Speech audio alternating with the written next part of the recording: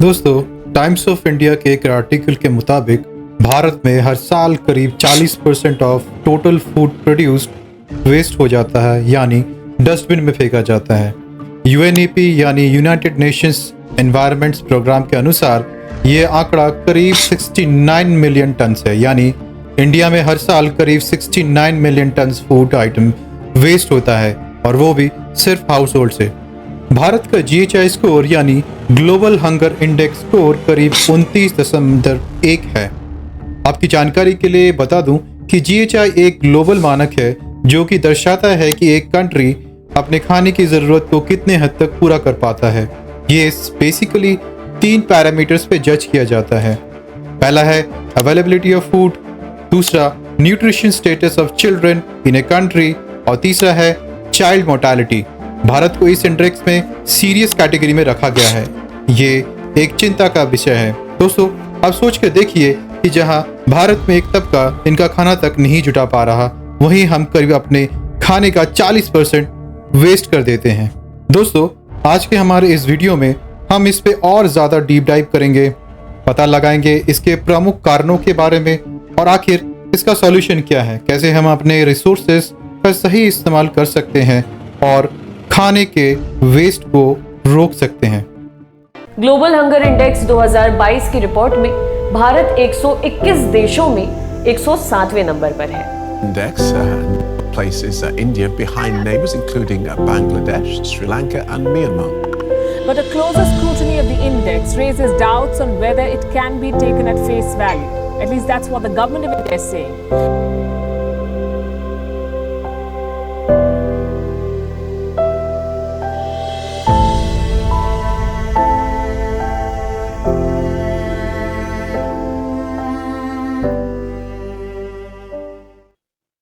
दो 2019 के United Nations की एक रिपोर्ट के मुताबिक उसी साल करीब 931 मिलियन टन खाना ग्लोबली वेस्ट हुआ था, जो कि टोटल फूड अवेलेबल का करीब 17% था। Globally about $2.6 trillion per year is wasted because of food wastage. इसमें सबसे ज्यादा वेस्टेज हाउस होल्ड से था, यानी आपकी हमारी डाइनिंग टेबल और किचन से। जरूरत से ज्यादा खाना बनाना और चीजें खरीदना इसका प्रमुख कारण था। और अगर हम फूड सर्विसेज की बात करें तो इनका कंट्रीब्यूशन भी काफी सिग्निफिकेंट था, जो कि करीब 26% का है। इसमें post harvest losses, processing, packaging और सप्लाई चेन की इनएफिशिएंसी शामिल हैं।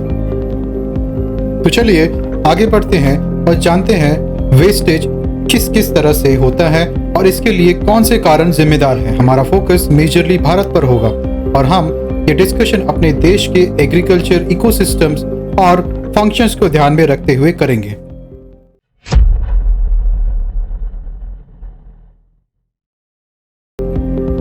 तो चलिए शुरुआत करते हैं पोस्ट हार्वेस्ट लॉसेस से। भारत में स्टोरेज फैसिलिटीज और ट्रांसपोर्टेशन की इनएफिशिएंसीज के कारण करीब 20 से 30% of total harvested food waste होता है, यानी कूड़ेदान में फेंक दिया जाता है। प्रॉपर स्टोरेज और इंफ्रास्ट्रक्चर की कमी की वजह से फल और सब्जियां खराब होती हैं। ये कुछ प्रमुख कारण हैं जिससे खाना वेस्ट होता है।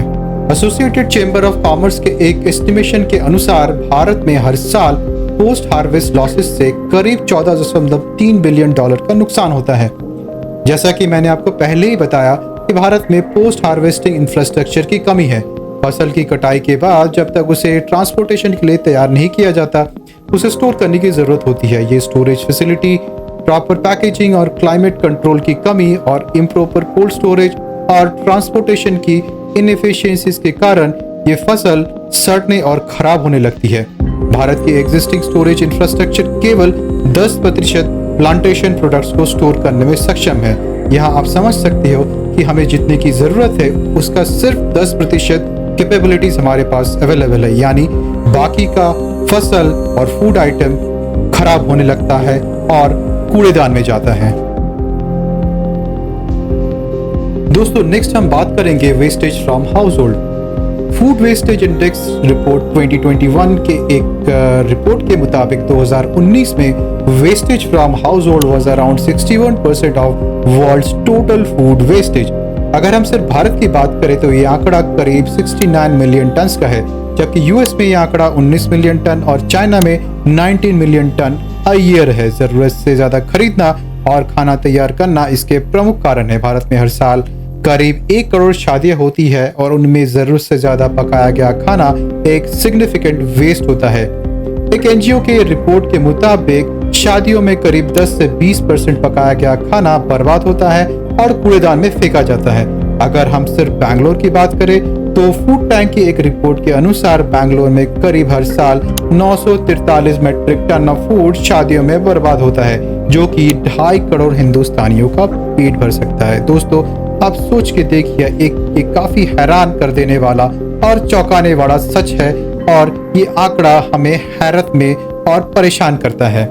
ये वो तबका जो कि आर्थिक रूप से संपन्न है और जिनके पास अफोर्डेबिलिटी होती है, वो शादियों में बढ़ चढ़कर जरूरत से ज्यादा खर्च करता है और जिसका एक सिग्निफिकेंट पोर्शन बर्बाद होता है, जिससे आप काफी गरीबों का पेट भर सकते हो। अगर हम एक काफी नॉर्मल उदाहरण ले तो ये काफी कॉमन है कि भारत में लोग अपनी शादियां पड़ोस के मिस्टर शर्मा जी की मैरिज फंक्शन से ज्यादा लाविश और रॉयल रखना चाहते हैं। कहने का मतलब ये है कि हम काफी हद तक दिखावा या शो ऑफ के चक्कर में अनचाहे खर्च करने लग जाते हैं, रिसोर्सेज वेस्ट करते हैं। शादी भारतीय परंपरा और कल्चर का एक महत्वपूर्ण और बिगेस्ट इवेंट होता है। With the rising income level of middle class in India, lavish weddings are nowadays not limited to rich people in India. Food tank के एक रिपोर्ट के अनुसार भारत में लोग अपनी लाइफ टाइम अर्निंग का करीब 1/5 शादियों में खर्च कर देते हैं, जिसका 24% हिस्सा खाने पे खर्च किया जाता है। आज की शादियों की मेन्यूज में करीब 250 से 300 डिफरेंट डिशेस के ऑप्शन रखे जाते हैं। अगर आपको लग रहा है कि ये समस्या सिर्फ भारत की है तो आप गलत हैं। अगर हम पर कैपिटा की बेसिस पे देखें तो इनमें G7 और दुनिया के डेवलप्ड नेशन भी शामिल हैं। तो चलिए नेक्स्ट हम देखते हैं what is the contribution of food services and retail in food wastage. Total food wastage का करीब 26% फूड सर्विसेज से और करीब 13% रिटेल से होता है। यहाँ फूड सर्विसेज में वो सभी restaurants, fast food chains, cafes, cafeterias, other food service establishments आते हैं जहां हम ईटिंग आउट के लिए जाते हैं। साधारण भाषा में कहे तो वो खाना जो नॉर्मली हमारे घर के बाहर प्रिपेयर और सर्व किया जाता है। यहाँ जानना जरूरी है कि इस इंडस्ट्री में किन कारणों से खाना बर्बाद होता है। जरूरत से ज्यादा रॉ स्टोरेज और डेली कंजप्शन का हिसाब नहीं रखना इनके प्रमुख कारण है। अगर हमें रेस्टोरेंट्स के डेली कंजप्शन का सही हिसाब हो तो हम जरूरत से ज्यादा रॉ वेजिटेबल्स, मीट और फ्रूट खरीदने से बच सकते हैं और इस तरह रॉ मटेरियल फ्रीजर में खराब होने से बच सकता है। दूसरा सबसे बड़ा कारण अपने कंज्यूमर के एपेटाइट से ज्यादा पोर्शन सर्व करना है। अगर हम जरूरत से ज्यादा पोर्शन सर्व करते हैं तो चांसेस हाई है कि खाना वेस्ट होगा। तो दोस्तों, नेक्स्ट हम बात करेंगे फूड रिटेल चेन्स का, यानी फूड रिटेल चेन्स का इसमें कितना कंट्रीब्यूशन है। आप और हम ग्रोसरी और वेजिटेबल खरीदने के लिए बड़े बड़े रिटेल आउटलेट तो जाते ही होंगे, जैसे रिलायंस फ्रेश, बिग बाजार और ग्रोफर्स। वहाँ की सजावट और फ्रेश फ्रूट्स और वेजिटेबल्स हमारा मन मोह लेती है। पर क्या आपको पता है इंडिया में फूड रिटेलिंग का वेस्टेज में एक सिग्निफिकेंट कंट्रीब्यूशन है। अगर हम कंज्यूमर और रिटेल वेस्टेज को कंबाइन करें तो ये करीब 30% है total wastage that happens in India. ये एक काफी सिग्निफिकेंट नंबर है। ओवर स्टोरेज और कोल्ड स्टोरेज की कमी इसकी सबसे बड़ी वजह है।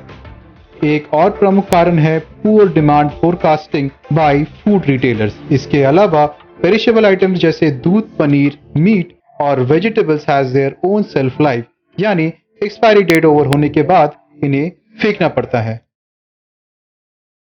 दोस्तों, अब जब हमने प्रॉब्लम्स के बारे में काफी बात कर ली और कारण भी देखे, अब बात करना जरूरी है कि आखिर इस समस्या का समाधान क्या है और दुनिया उसे कैसे एड्रेस कर रही है। क्या सब कुछ जानकर भी सरकार कुछ नहीं करती? चलिए आगे जानते हैं। दोस्तों, अगर हम पोस्ट हार्वेस्ट लॉसेस की बात करें तो इस समस्या को फूड प्रोसेसिंग से काफ़ी हद तक कम किया जा सकता है। फूड प्रोसेसिंग यानी एक ऐसा प्रोसेस जहां फूड आइटम्स जैसे फूड ग्रेन्स और पेरिशेबल आइटम्स को प्रोसेसिंग जैसे वॉशिंग, चॉपिंग, पेस्चराइजिंग, फर्मेंटिंग, फ्रीजिंग और पैकेजिंग जैसे डिफरेंट प्रोसेस से उनके सेल्फ लाइफ को बढ़ाया जाता है। ये पोस्ट हार्वेस्टिंग लॉसेस को काफ़ी हद तक कम करती है। चलिए अब नज़र डालते हैं कुछ आंकड़ों पर।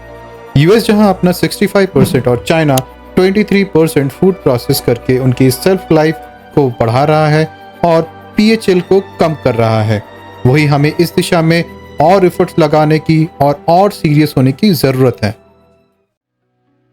पर भारत सरकार ने भी इस दिशा में कदम बढ़ाते हुए इरिगेशन को बढ़ावा देना शुरू कर दिया है। ये फूड आइटम्स की सेल्फ लाइफ को बढ़ाने की एक तकनीक है जहां फूड को कुछ सेफ रेडिएशन के द्वारा उनमें मौजूद बैक्टीरिया और माइक्रोब्स को खत्म किया जाता है, जिससे कि फूड की खराब होने की प्रोसेस स्लो हो जाती है और आप उसे लंबे समय तक खाने लायक रख सकते हैं। भारत ने 2007 में इरिगेशन तकनीक को शुरू किया और उससे मैंगो प्रोसेसिंग शुरू किया और 2017 में हम इरिगेटेड आम एक्सपोर्ट करने में सफल भी रहे। 2018 में इस टेक्निक को FSSAI फैसी ने भी अप्रूव किया, पर यहाँ सब कुछ आसान नहीं है क्योंकि एक अकेले किसान के लिए 6 से 8 करोड़ का इन्वेस्टमेंट करके एक इरिगेशन फैसिलिटी तैयार करना आज भी काफ़ी मुश्किल है। पर सरकार इस दिशा में कदम उठाते हुए किसानों की मदद कर रही है और कम ब्याज दर पर लोन्स भी उपलब्ध करा रही है। इसके अलावा सरकार प्रधानमंत्री किसान संपदा जैसी स्कीम्स चलाकर किसानों को फाइनेंशियल एड भी प्रोवाइड करा रही है, जिससे कि better post harvesting infrastructure development किया जाए, जिसमें कि कोल्ड स्टोरेज सेटअप और मॉडर्न ट्रांसपोर्टेशन सिस्टम सेटअप शामिल है। पर we have a long way to गो।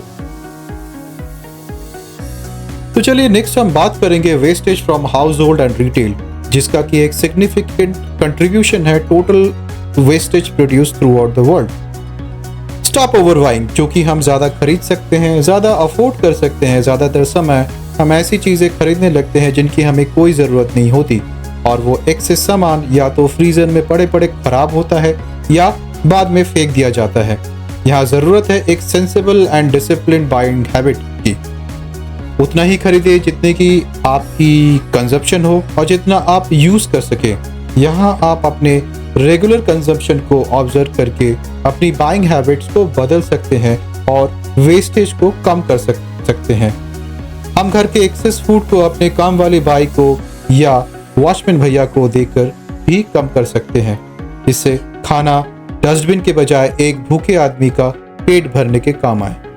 दोस्तों, भारत में Robin Hood army founded by Neel Ghosh, Aarushi Batra and Anand Sinha, जो कि शादियों, पार्टीज और रेस्टोरेंट का लेफ्ट ओवर खाना जरूरतमंद और भूखों में डोनेट करती है। ये संस्था भारत में प्रमुख शहर और 10 और अलग अलग कंट्रीज जिसमें बांग्लादेश, पाकिस्तान, श्रीलंका और मलेशिया शामिल है ऑपरेट करती है और जरूरतमंदों तक खाना पहुंचाती है।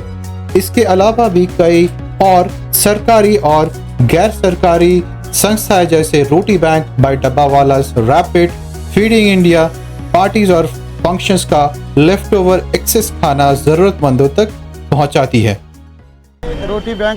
We got behind this idea almost a year ago because every day we saw all this food go to waste and there are so many hungry people.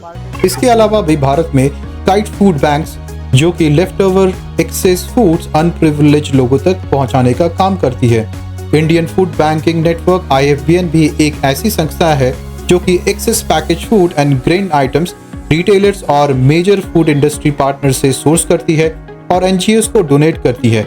इनमें वो भी शामिल है जिनकी सेल्फ लाइफ कम होती है और IFBN इन्हें एक्सपायरी डेट से पहले ही अनप्रिविलेज्ड लोगों तक पहुंचाने का काम करती है। दोस्तों, यहाँ मैं आपको थाने की वदकेश फैमिली के बारे में बताना चाहूंगा। विवेक वदके, जो कि थाने के रहने वाले हैं, उन्होंने अपनी बेटी की शादी में अननेसेसरी खर्चों को कम कर करीब 6 लाख रुपए करीब के 2 गांवों की मदद के लिए डोनेट कर दिए, जो कि सूखे से जूझ रहे थे। ये पैसा गांव की नदियों को चौड़ा करने के काम में लगाया गया ताकि वो ज्यादा पानी स्टोर कर सके और ये पानी गर्मी में सूखे के दौरान किसानों के काम आए। विवेक और उनकी वाइफ ने डेकोरेशन, लाइटिंग जैसे गैर जरूरी खर्चों को कम कर गांव वालों की मदद की। औरंगाबाद के रहने वाले कारोबारी अजय मुनोट ने भी अपनी बेटी की शादी में एक बेहतरीन एग्जाम्पल सेट करते हुए करीब 80 लाख के शादी के गैर जरूरी खर्चों को कम करते हुए करीब 90 बेघर फैमिलीज के लिए घर बनवाए और दान किए। शादियाँ तो बहुत होती है, आदमी खर्चा करता है, आपका अपना कुछ कर्तव्य होता है सभी के प्रति। उनके जो चेहरे की खुशी थी वह देख के मुझे खुशी हो और ये लगा कि बस सब मुझे आशीर्वाद दे रहे हैं। और ऐसे और भी बहुत सारे उदाहरण आपको देखने को मिल जाएंगे जिसमें लोगों ने शादियों में वेस्टेज को कम किया और उससे जरूरतमंदों की मदद की। दोस्तों, यहाँ कई राज्य सरकारों ने भी कानून के द्वारा इस समस्या को एड्रेस करने की कोशिश की। 2018 में दिल्ली गवर्नमेंट ने इस दिशा में संज्ञान लेते हुए बताया कि सरकार शादियों में गेस्ट लिस्ट और कैटरिंग अरेंजमेंट्स में कैप लगाने पर विचार कर रही है। ये कोई नई बात नहीं थी। स्टेट गवर्नमेंट्स ने 2060 से 80 के बीच में गेस्ट कंट्रोल ऑर्डर के द्वारा इसे कंट्रोल करने की कोशिश की थी, पर ज्यादातर ये सक्सेसफुल नहीं रहे थे। अगर हम वेस्ट फ्रॉम फूड रिटेलिंग की बात करें तो इसके कई बड़े कारण हैं। जैसा कि हमने पहले बात की थी एक्सेस बाइंग की। एक्सेस बाइंग की काफी और वजह भी होती है और मोटिवेटर्स भी होते हैं, जैसे लार्ज पैकेट साइज और उनमें मिलने वाले bulk discount from big retail chains. यहाँ गौर करने वाली बात यह है कि एक कंज्यूमर को ये दिखता है कि उसे बल्क क्वांटिटीज में बल्क डिस्काउंट मिल रहा है और ये वो भूल जाता है कि उसे उस एक्सेस क्वांटिटी की जरूरत नहीं है, फिर भी वो उसे खरीदता है। यहाँ पे discounts as a motivating factor काम करता है और वो एक्सेस फूड आइटम्स या तो फ्रीजर में पड़े पड़े खराब होता है या तो डस्टबिन में फेंका जाता है। इसके अलावा कई बार consumers are not well informed about the printed expiry date of food items और ड्यू टू कंफ्यूजन आप और हम इसे वेस्ट मानकर कूड़ेदान में फेंक देते हैं। यह जरूरत है storage and refrigeration facilities in retail chains को और मजबूत करना और ओवर स्टॉकिंग को कम करने की। प्रॉपर स्टॉक्स और कंजप्शन पैटर्न को यूज करके रिटेल चेन्स वेस्टेज को कम कर सकते हैं। यहाँ कंज्यूमर्स को भी और जिम्मेदार होने की जरूरत है और जरूरत के मुताबिक खरीद और प्रॉपर स्टोरेज और रेफ्रिजरेशन को यूज करके वो फूड आइटम्स के वेस्ट को कम कर सकता है और काफी सारे भूखों का पेट भर सकता है। दोस्तों, हमें पता है कि समस्या बड़ी है और इसमें सोसाइटी, सरकार, रिटेलर्स और हमको आपको मिलकर काम करने की जरूरत है। इसमें फूड बैंक्स, रोटी बैंक्स और एनजीओज लाइक रॉबिनहुड आर्मी काफी हद तक ग्राउंड लेवल में काम कर रही है। इसके अलावा विवेक वत्के और अजय मुनोट जैसे लोगों ने भी उम्मीद की कई लौ जला रखी है।